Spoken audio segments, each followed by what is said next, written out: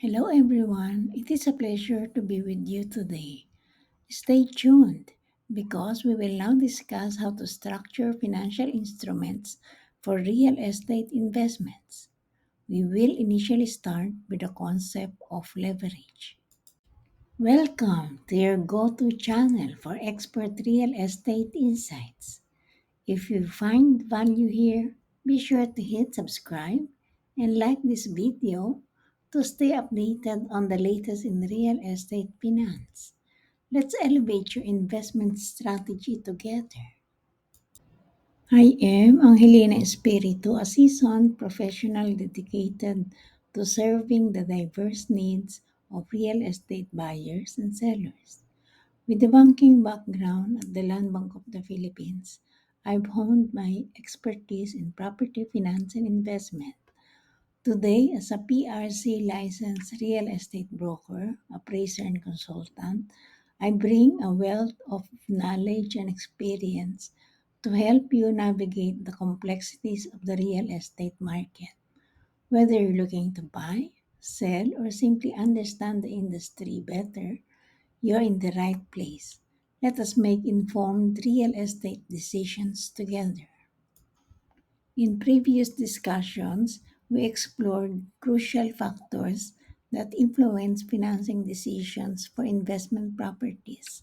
These include the time horizon, transaction volume, and property type, as well as amortization period, cost of borrowed funds, and amount of loan. Each element plays a significant role in shaping an investor's decision making process and determining the profitability of an investment. Some examples: a long term investment may benefit from lower interest rates. High transaction volume might require more flexible financing options. Now you will learn the power of leverage in real estate. What is leverage? Leverage involves using borrowed funds to increase potential returns on an investment. By applying the principle of leverage, investors can purchase properties they couldn't afford otherwise. The key is ensuring that the cost of borrowed funds is less than the return on investment. For example, if you take out a loan with a 6% interest rate and expect a 10% return on the property, you're leveraging positively, meaning your investment should yield a profit. There's a caution though.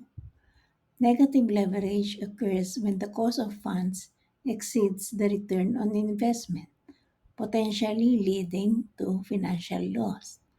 Always ensure the spread between cost and return on investment is positive. Now we will learn the pros and cons of utilizing debt. Let us first define debt financing. Debt financing refers to borrowing money from various sources like banks, mortgage companies, or even personal connections. It typically involves predetermined terms, including interest rates and repayment schedules. Advantages of debt: lower cost of capital. Debt is usually cheaper than equity. Tax benefits: interest payments are often tax deductible, reducing the effective interest rate. For example, $100,000 loan at a 6.5% interest rate can have an effective interest rate of 4.225% after tax deduction. Disadvantages of debt: the obligatory payments. Debt must be serviced regularly, impacting cash flow. Negative cash flow risk. Excessive borrowing may lead to negative cash flow, particularly if the property doesn't generate sufficient income. We will now explore other financing options. Equity and partnership. Beyond debt, investors can use equity or form partnerships to fund real estate purchases. Equity involves selling a stake in the property, while partnership may involve pooling resources with others to share both risks and reward. Blended financing and weighted average cost of capital. What is weighted average cost of capital? This is the blending of different sources of capital, usually consisting of debt and equity, to determine the overall cost of financing an investment. Lowering weighted average cost of capital increases potential returns. Options in financing. Investors can also use options or contracts that give the right but not the obligation to purchase property at a later date. This allows for flexibility in timing and decision making. Summing it up, what are the key takeaways? Strategic financing is crucial. Proper structuring of financial instruments can significantly impact the success of a real estate investment. Leverage wisely. Use leverage to amplify returns, but ensure the cost of debt is less than the expected return on investment. Debt management. Be cautious with debt as it must be serviced and can affect cash flow. Explore all options. Consider various financing structures, including equity, partnership, and options to optimize investment outcomes. Have questions or need personalized advice?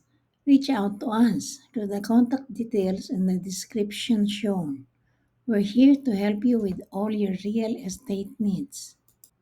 Thank you everyone for watching. If you want timeless insights for every real estate season, subscribe to my channel and like this video for expert tips that never go out of style. Let's build lasting success together.